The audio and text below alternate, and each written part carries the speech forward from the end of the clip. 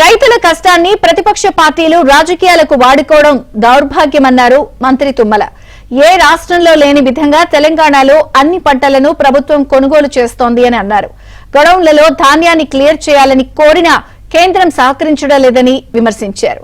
రంగారెడ్డి జిల్లా కోహెడలో సీఎం శంకుస్థాపన చేయనున్న మార్కెట్ యార్డ్ స్థలాన్ని మంత్రి తుమ్మల పరిశీలించారు. మా రైతు కష్టాన్ని మీరు రాజకీయాలకు వాడుకుంటే అంతకంటే మీకు దౌర్భాగ్యం ఏది ఉండదు అని చెప్పి కూడా విజ్ఞప్తి చేస్తున్నాం.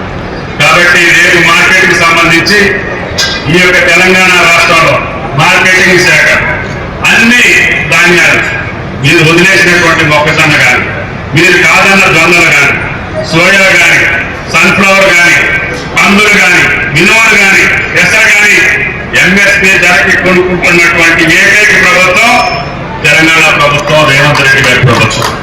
వీటన్నిటినీ పక్కన పెట్టి ఏ రాష్ట్రంలో కూడా కొనుగోలు చేయట్లేదు.